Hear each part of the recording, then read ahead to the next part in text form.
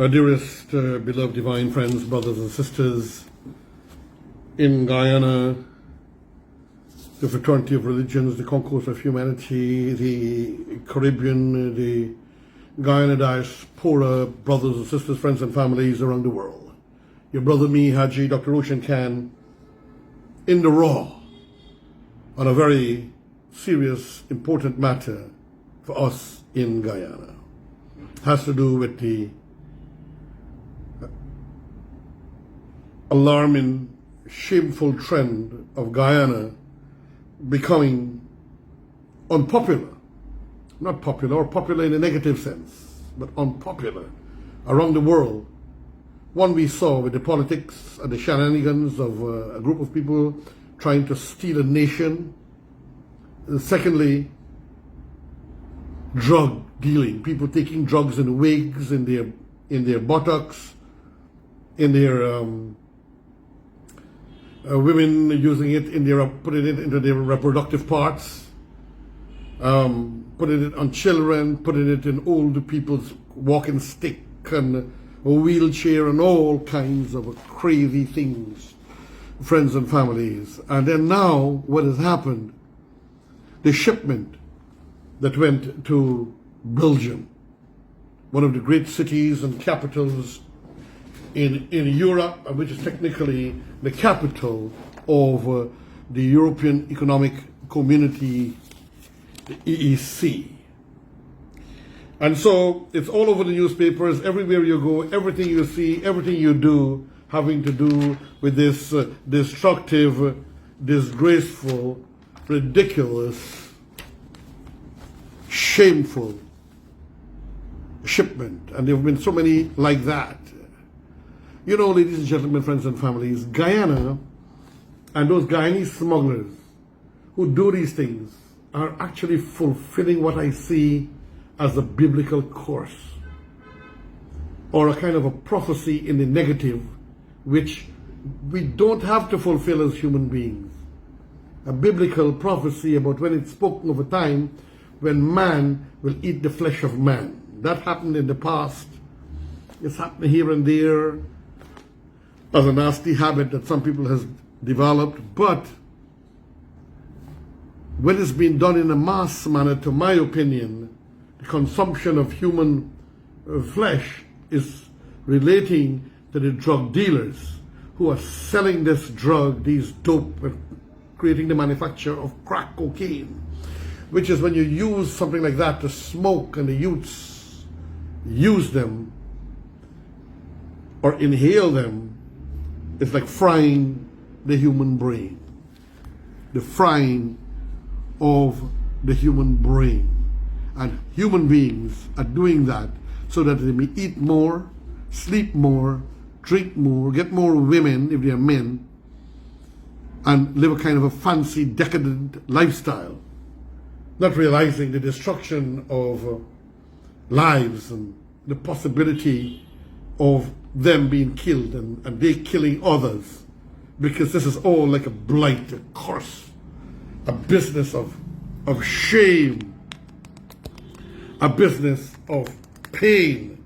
Everything about it is nasty and destructive, ladies and gentlemen, friends and families.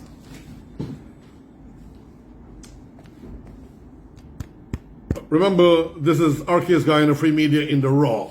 So sometimes you have to do a bit of adjustments here.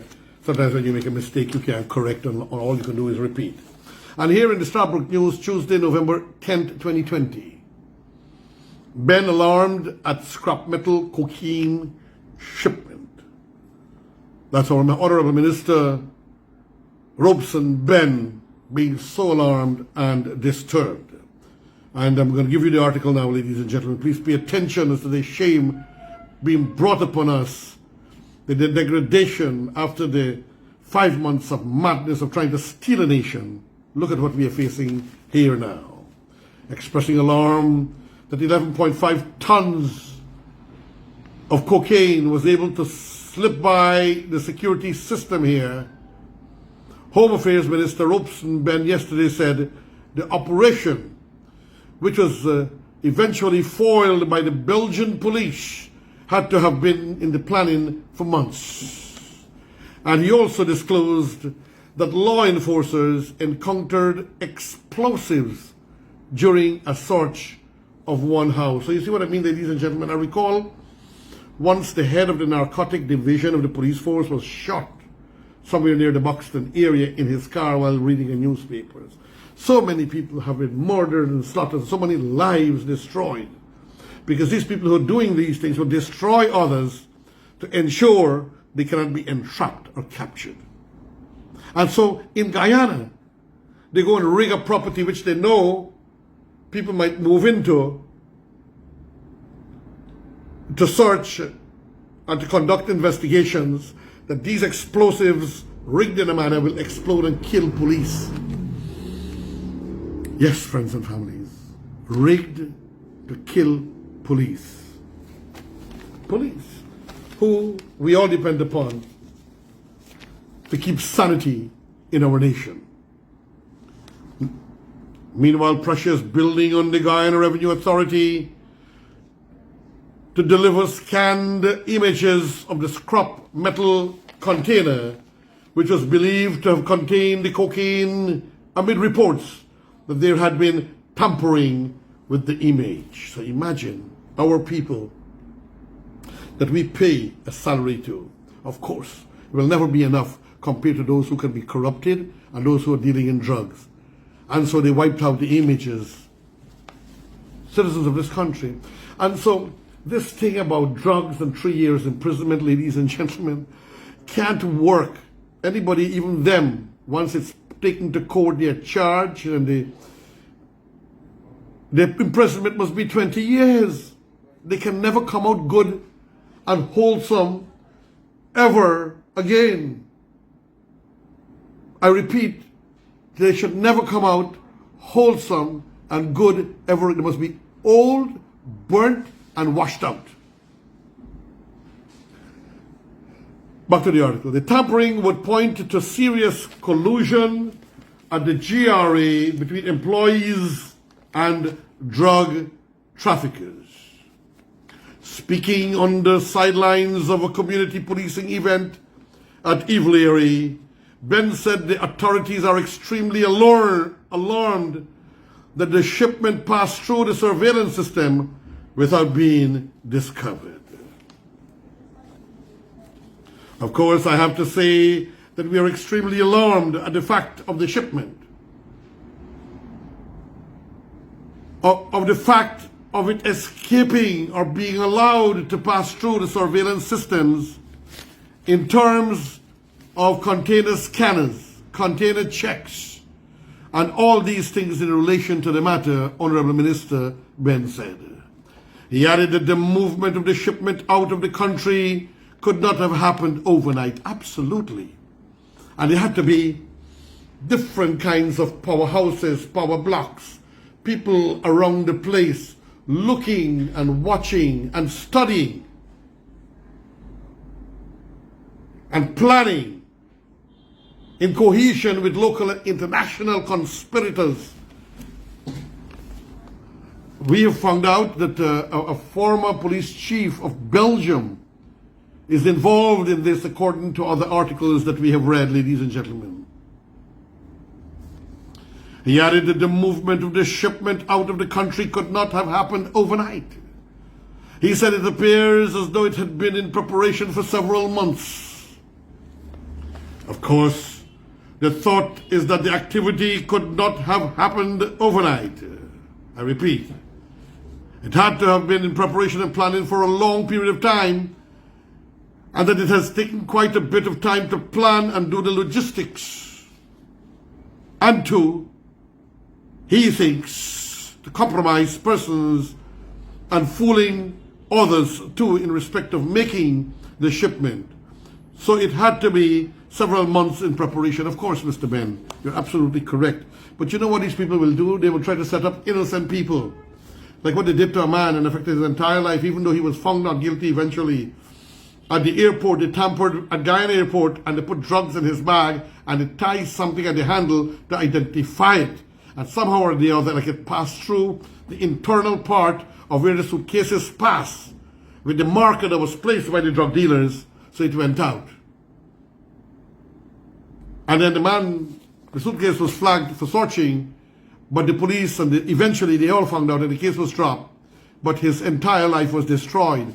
So drug dealers will destroy the most innocent, generous, and kindest of persons. According to Ben, local authorities have given their overseas counterparts the assurance that all efforts will be made to determine who is involved in perpetrating the crime. Excellent. That's the way we must work with them. We have assured the European authorities, the Belgian law enforcement authorities, and also the US authorities of our vigorous engagement of coming to terms and dealing with and discovering those who were involved in perpetuating this crime mindset. One thing we have to remember, these people will go to all lengths sometimes to try to silence people.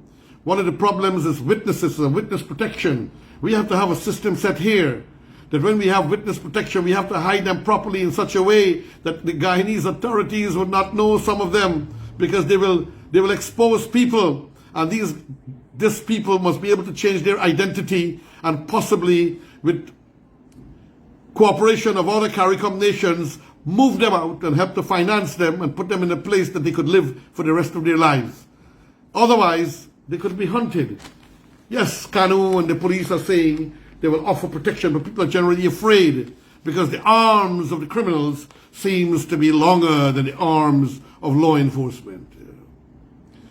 He also told reporters that as part of the probe, law enforcement officers carried out several raids over the weekend, during which they encountered explosives at a house. Care was taken to enter a particular house. And I have to turn to center pages, ladies and gentlemen. To enter a particular house because there appeared to be rigged up explosive arrangement at the normal entrance to the house. So they realized that seeing certain kind of wires and so on, to enter with extra caution. The efforts of our law enforcement in CANU and the police are being attended by risks, he added. Up to yesterday, authorities were still to be provided with images by the GRE of the container. What a total shame and disgrace by our GRE custom personalities, that they are going to allow themselves for a pittance or maybe big money, but it's now nothing is ever worth it to destroy youths and countries and nations around the world. It's like as if they wanted to eat human flesh. According to head of the Customs Anti-Narcotic Unit, CANU, James Singh, who told Stabrook News that 5 containers were scanned at the day in question. To date, Singh said GRE has only provided images from 4 of the 5 containers. We are still waiting on GRE to provide the images. They seem to be experiencing some technical glitch, Singh said. Only on that one container they're having technical glitch. Sources close to the investigation had told Stabrook News that the container was scanned, but it appears as though the images from the container were altered or deleted. In the meantime, Singh said, but we have to know who are the persons who have access to these items. Those guys, all of them, need to be put on a very beautiful merry-go-around. In the meantime, Singh said that the probe is ongoing and 4 persons, including employees of GRE, are being questioned. We are waiting for the evidence to be provided so that we can so they can be interviewed about it, Singh said. Efforts are still being made to apprehend the shipper of the container, Marlon Primo. I must let you know, the government has been putting out publicity and so on that they will give him the necessary protection that he needs, because he's obviously only a shipper, a part of the rigged system. But the bigger boys, the boys who will lose all this money, because whoever invested this money, whether they sell the product or not, according to my understanding, they still have to pay the supplier of the drugs, whether it's in Venezuela or whether it's in Colombia, they still have to pay, ladies and gentlemen, the supply of the drugs, or they're coming to kill the entire family. That's how the drug dealers deal, friends and families. Singh related that CANU has since reached out to Primo's family seeking their assistance. We have reached out to his family again, asking them to help us to find him or to get him to surrender, because we are very concerned about his safety and security. They must be looking to hunt and wipe this man out, ladies and gentlemen. He needs some serious protection. Last week, law enforcement officials in Belgium announced that they were probing the discovery of 11.5 tons of cocaine in the container of scrap metal shipped from Guyana. The shipment, which is being described as the largest overseas drug bust ever, worldwide, was seized upon its arrival at the port of Antwerp.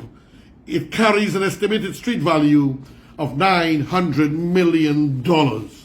You know, ladies and gentlemen, the love for money, and when people try to get more money than their brains, and those who have more money than brains, and usually when they have that, it's due to illegal means, they're a miserable, bitter, scared person for all the days of their life. And where can they hope to go? $900 million. What a terrible thing. The Brussels Times had reported counter-narcotics prosecutors as saying that they tracked the transatlantic journey of the cocaine from Guyana. It appeared to me that in Guadeloupe there might have been some addition placed in there. That will come out in investigations later on. The massive load of cocaine left the port in Guyana in late October, and prosecutors were able to track it following the dismantlement of a drug trafficking gang led by former Belgian counter-narcotics chief. Wow! The counter-narcotics chief in Belgium, his drug team were countered, and it was revealed the existence of tight-knit links between criminal gangs and counter-narcotics and law enforcement officials, the report explained. So we don't have drug participants with the actual dealers or the conspirators together in Guyana only, ladies and gentlemen. This exists also in Belgium, in the United States, in England, in India, in China. But the thing about China is that they shoot them. Once they are tried, they are shot, and usually in public. 3 police officers, a port management, and a lawyer were among 20 others who were arrested as part of the operation, which targeted the well-structured criminal organization suspected of orchestrating large and regular shipments from South America to Belgium, the report said. You hear that? Even a lawyer, 3 police officers, a port manager, all of them have been involved in this thing. Ladies and gentlemen, this suite of the nasty to destroy people's life. Back to the article. Dismantlement of the drug gang in late September, the Brussels Times said, had led to the arrest and indictment of 22 persons, 3 of whom are still in the Netherlands awaiting extradition. Following the record-breaking drug bust on Wednesday, 3 others were arrested, including 1 person who is facing extradition to Belgium from the Netherlands. So people in the Netherlands also were involved, ladies and gentlemen. You know, when you're going up and you're about to reach Garden of Eden, ladies and gentlemen, there was a big fancy house as you're going to the airport on the left-hand side. It was very beautiful. A man had some big fish, a big fish farm here, and he was involved while here and otherwise in Netherlands he was wanted for drug smuggling. Yep. And back to the article as I approach the end. The intercepted shipment has once again raised questions about the processing of the containers before they depart Guyana. In August, authorities of the German port city of Hamburg found over 300 million worth of cocaine in a cargo ship container from Guyana. In a cargo ship from Guyana containing rice. The cocaine, which weighed 1.5 tons, was found in a freight container. It is believed that the drug was inserted in the Dominican Republic, where the vessel stopped before the cargo was taken to Hamburg. Friends and family, brothers and sisters, so this is what they do for wealth, for money.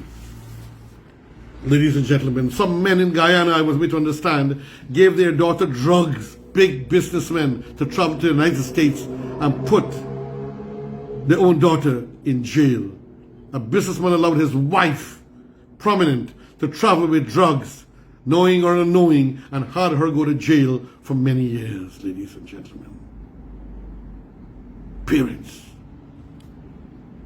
husbands, putting drugs in their wives' bags without her knowing and putting them in trouble.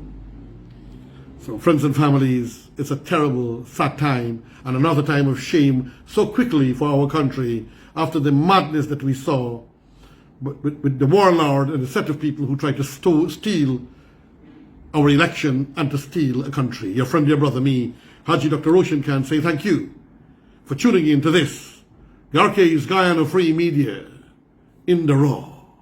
Farewell. Friends.